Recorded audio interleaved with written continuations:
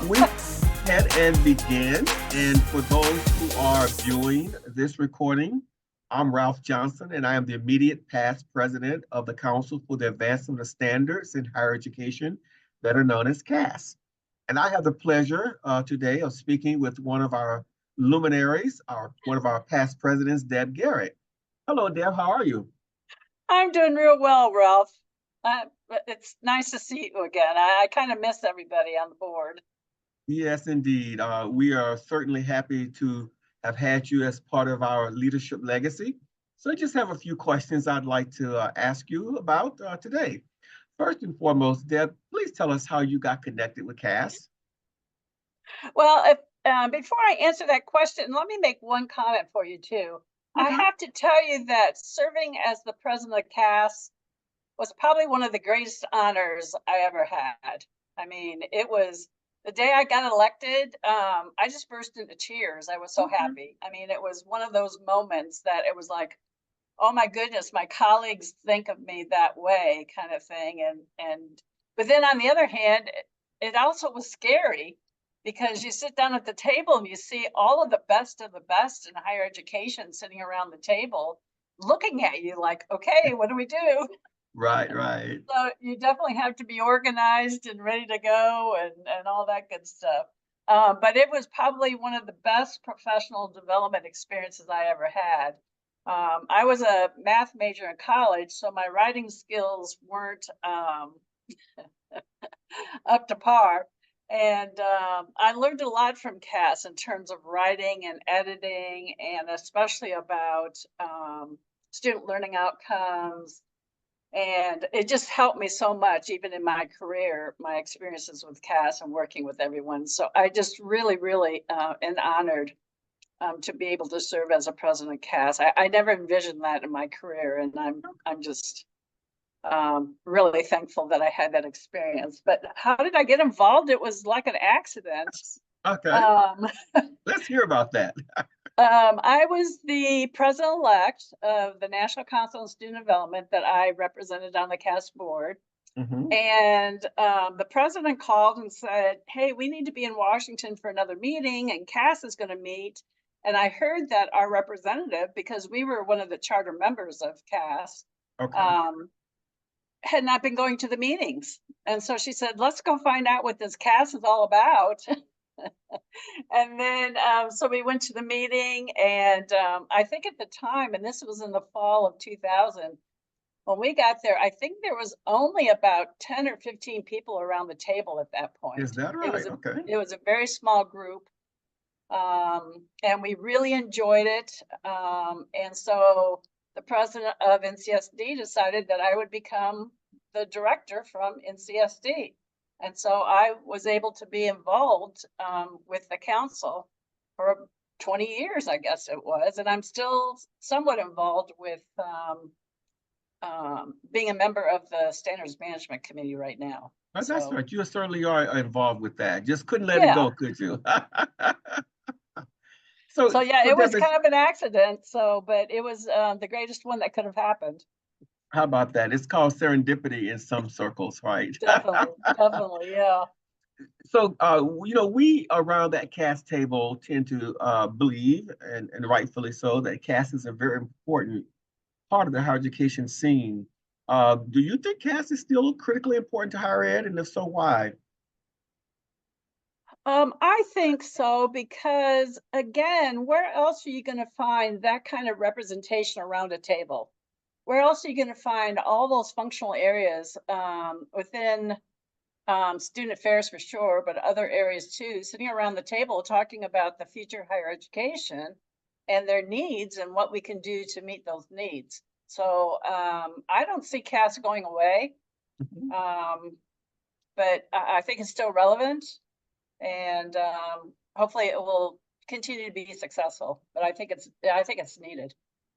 Right, and I know that was one of your primary concerns when you became president. I vividly remember you creating the futures. What did you call it? The Futures Committee, or Future Directions. Futures Directions, because you wanted to be clear that CAS was relevant and viable and Yes. able to adapt to everything that was happening in higher education. So it took some real foresight to see that and to push CAS into some very critical self-analyses. And we did that Yeah. quite a bit. We'll probably talk about that a little bit more later. But Okay. I'm also interested in knowing how you began to incorporate CAS so deeply in your work. I remember also when you were president and we visited your campus hmm at Arkansas State State University in at Beebe. BB, and how you had this CAS process laid out. It was so impressive. How did you get to use it so deeply, and how did you sustain that process? Well, it actually started a little bit before that. I was a chief student affairs officer or a vice president for almost 35 years. Okay. And at one point in my career, and most of my time was spent within the community colleges. Right. So I kind of was a little different, when you sat down at the CAS board in terms of who I represented. But at one point, and I think it was in the late 1990s, early 2000 time frame, there was a national effort within the community college system called the Learning College. Mm-hmm. And Terry O'Banion from the League for Innovation in Community Colleges was leading that. And it was all about our transition from being a teaching institution to a learning institution. Okay. Across the entire institution. And he made a big deal about all of us being involved with learning outcomes and all of that.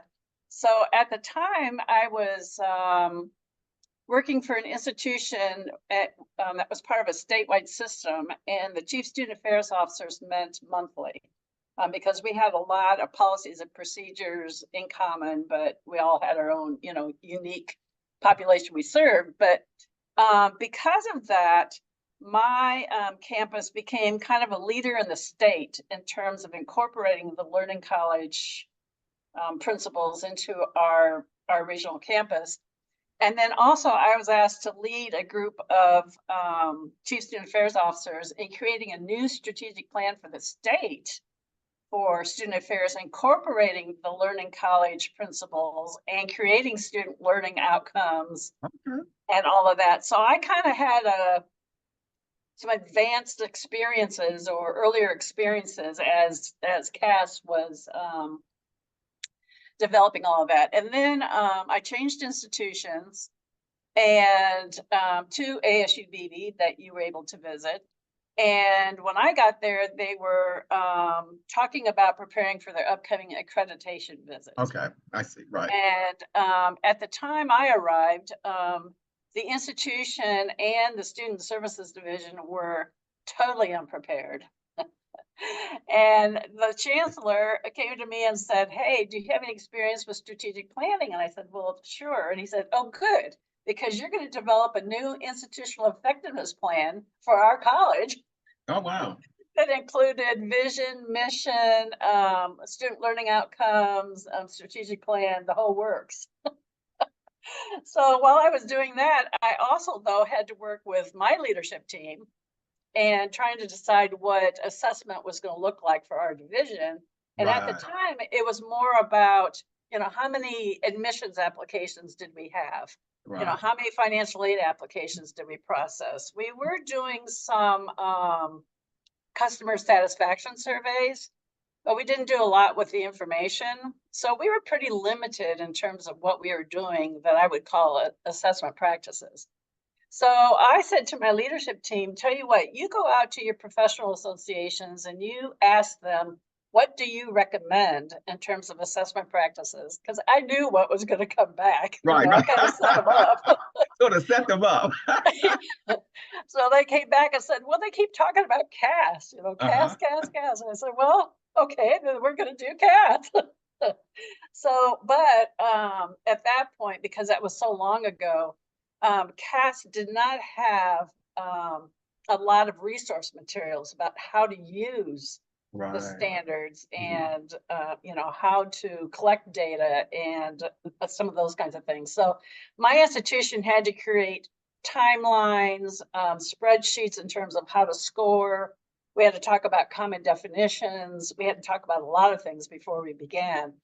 One of the challenges we had, though, was I was at a multi-campus institution. Right, I recall. And we were extremely different from campus to campus. So one of our challenges was, do we take admissions? Do we do admissions across all 4 campuses? Or do we do admissions one at a time at each campus?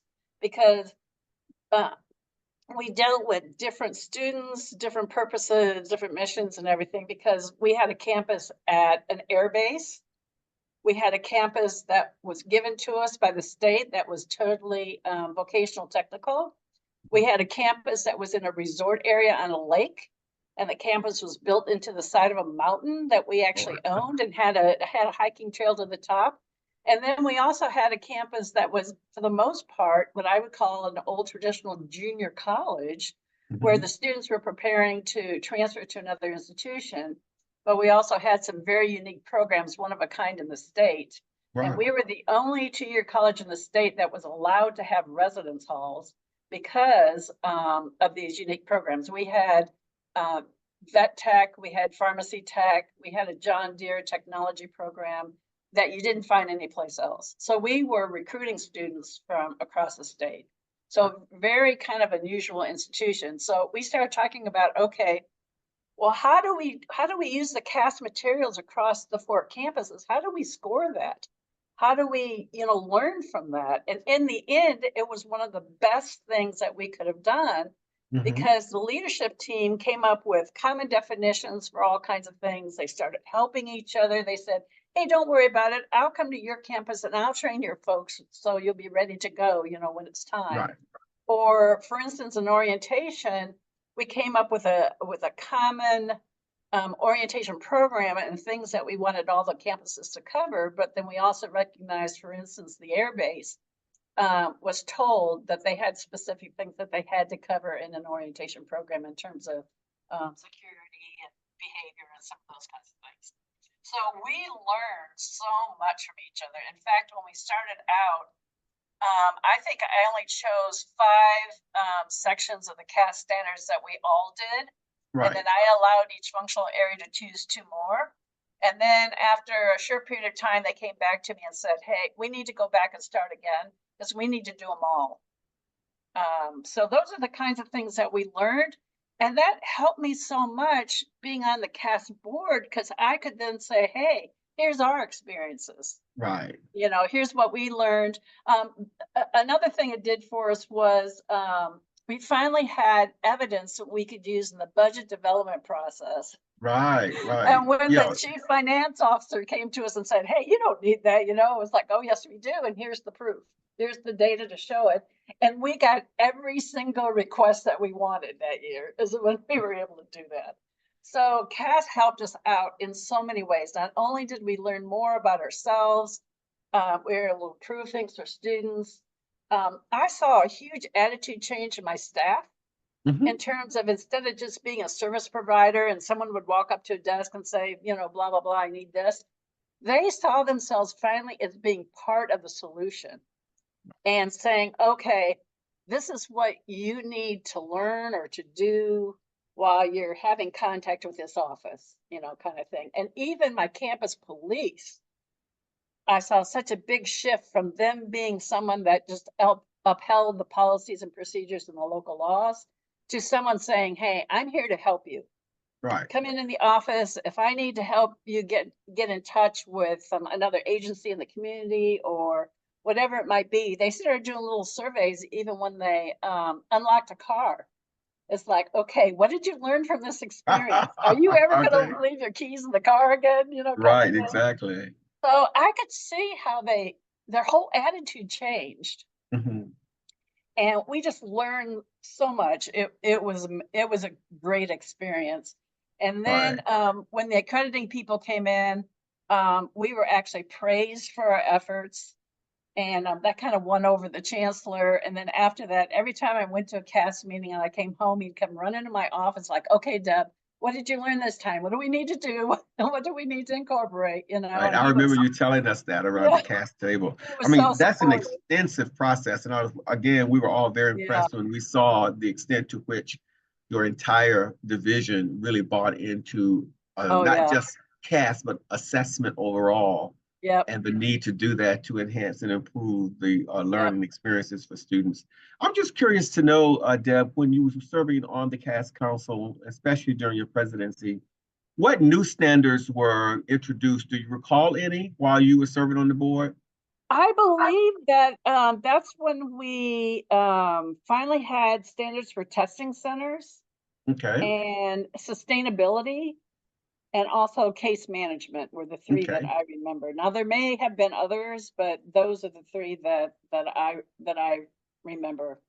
Right. Um, you know, 10 years ago was It a was a while while ago of to that. remember some And things, but and you may or may not remember, but yours truly was the one who led the committee to create those standards on testing centers, oh, and good. worked with the committee very closely on doing that. No, it wasn't testing centers. It was learning resources.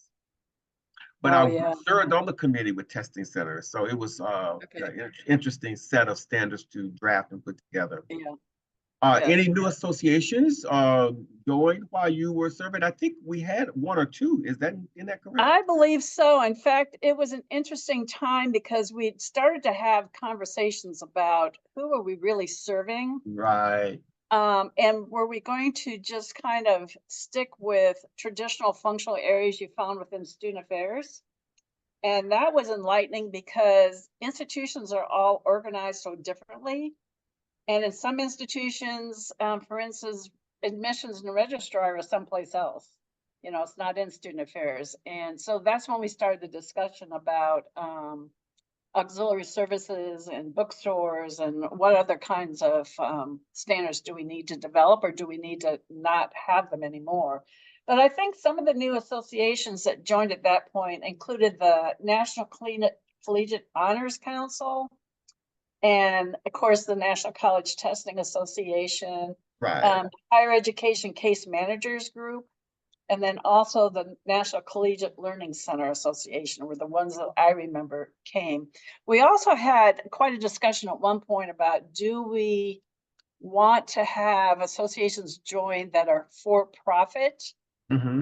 and have a little different organization and purpose and some of those kinds of things. And we had some lively discussions about one in particular that we turned down in the end. I remember that. Yes, Yeah, indeed. Right. yeah. And I was the one that had to go tell him sorry, but Yes, I remember that. yeah, Now that you reminded me of that.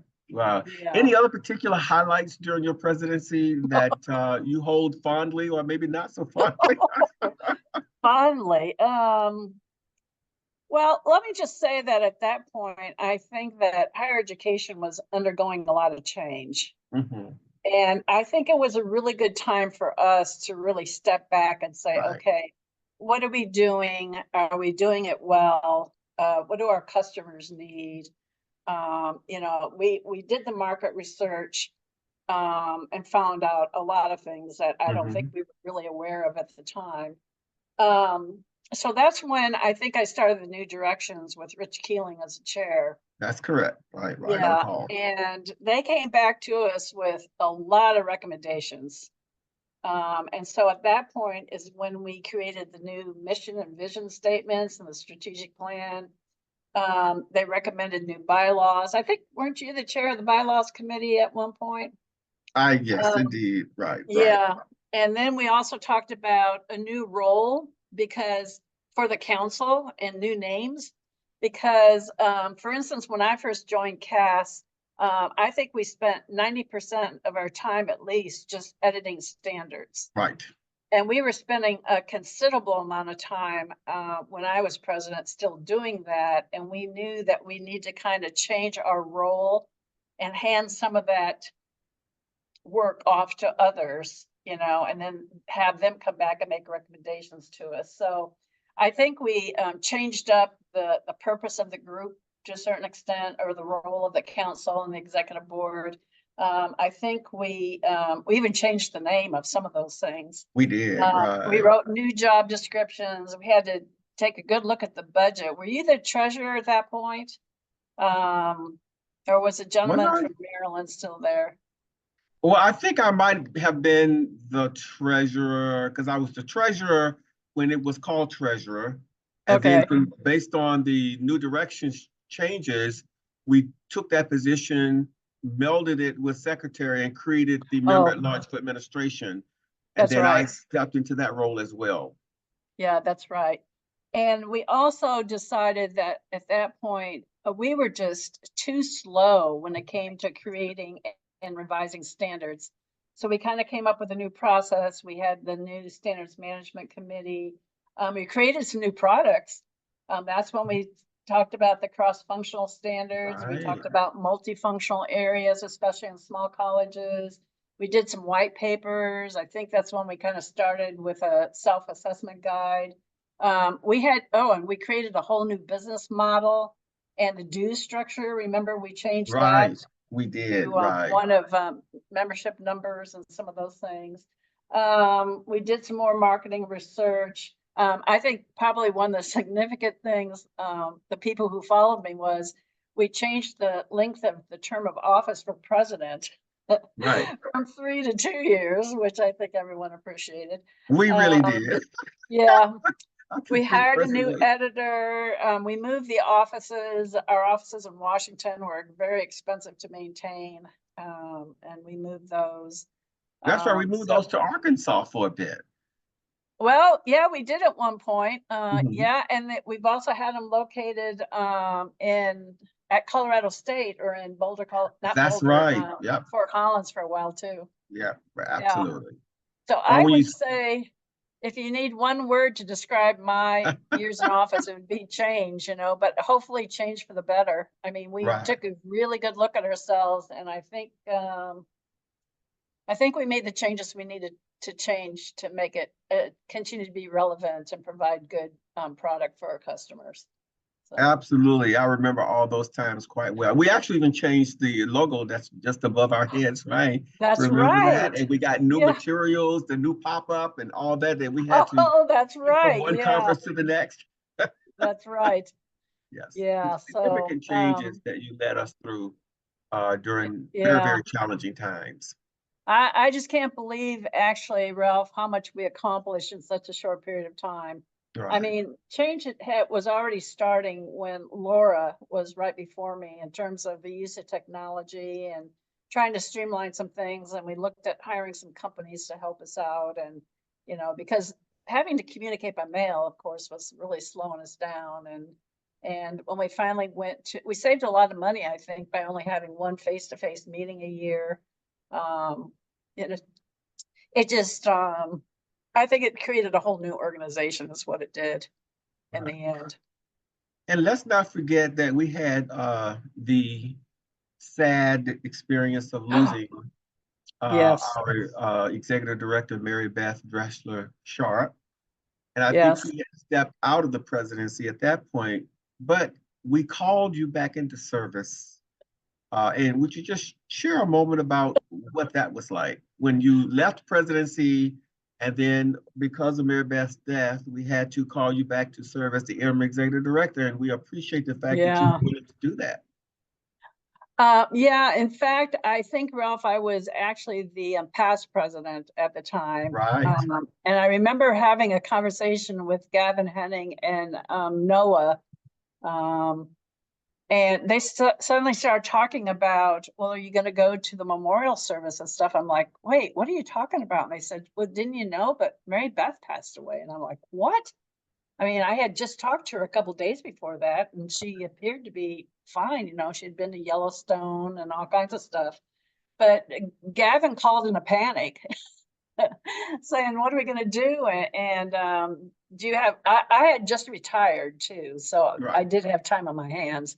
And Gavin said, are you willing to step back in and lead us through? And I'm like, well, I can do some things for you, but I tell you what, if we hadn't had Noah at that point, Mhm. because he was the techie of the group, Mhm. So yeah, it was, I'm really glad I had a chance to do that. Gavin was a wonderful president that followed me, and yeah, that was shocking, and it caused more change. Well, it Um, was certainly a demonstration of your commitment to CAS, to be willing to have been the president, yeah. serving in the role of immediate past president, and then called back into full action to serve as the interim executive director. And I think you go down in history as the only one to have done that. So again, thank you. Probably. And now I'm back on the standards management committee too. You just So don't get enough, do you? I tell you what, though, it's been interesting. It's been interesting, Right. because I'm the one that come to me and say, "Hey, do you remember what happened with this?" Or when we did this, and I was like, yeah, I have to go back and read minutes many times to kind of refresh my memory about things. But it's been nice to serve on the standards management committee. Oh, great. Um, So as we begin to wrap up, I'm just curious to know, like, what's your hope for the future of CAS? well, a couple of things, I guess. One is that I hope that we stay relevant Right. and that we change fast enough for the times. I mean, higher ed, I frankly, I'm glad I'm retired. I don't know how well I would cope with some of these things that are going on. Right. And like in this state, politically, we have a governor that's passing laws that are exactly the opposite of what the feds passed. So I don't know how people are supposed to do their jobs, whether so do you violate federal law or do you violate state law? It's like um, so this is a really tough time, and I think a group like CAS needs to make sure they understand what the challenges are and talk frequently about what is it we can do to help the colleagues we have out there in all those different functional areas. And thank you for continuing to contribute your Oh, thoughts, ideas, and time. In fact, I know one of your ideas that we have just adopted, we're looking forward to, and that's the CAS Hall of Fame, to oh, recognize yeah, those exemplary, outstanding individuals who have made significant contributions to CAS, whether they served in an elected role or not. I think that's just absolutely yes, amazing. And I know yeah, that was one of your thoughts and ideas that yeah, shared with the governing board, and we yeah. adopted that, and we're going to see its fruition in November. Yay! How about that? Well, as we close again, Deb, is there anything else, any other lingering, compelling thoughts that you'd like to share for the viewers looking at this, 20 years from the date we're talking? um, I would say that if you have the opportunity to be involved in CAS, please do, especially as an officer of the organization. Again, it was the best professional development experience I ever had. And what I learned from all of those, and one of the things I didn't mention as a chief student affairs officer was, how, and Ralph, this too, when you have 25 or 30 different functional areas reporting to you, you cannot be an expert in all of those. Right. Mhm. I mean, you're lucky to be an expert in one, and that's the one you probably, spent the beginning of your career in. But it's like, who do you go to ask questions? Like, you hear things and you wonder, well, who can I ask about what are the issues right now within that functional area, or what's changed or whatever, so that you can be a better advisor to your staff when you get home. Mhm. It wasn't that I wanted to say that my staff didn't know what they were doing, but it was nice to know that someone else confirmed what they were doing was, correct or whatever I'm trying to say here. But anyway, get involved, learn from those people, and use it on the job Yeah, as much as you can. I mean, that's an added benefit we never think about. exactly. Well, Yep. again, as I have shared with other past presidents that I've talked with, I want to thank you again for receiving the baton of leadership and passing it to Gavin. And the Yes. legacy of great leadership in CAS continues. appreciate the time, the opportunity to talk with you and to reminisce just a bit. And again, thank you so much for all that you've contributed, not just to CAS, but to higher education in general. You're welcome, Ralph. It was, I don't regret a minute of it. Not 1 minute of it. Good. So.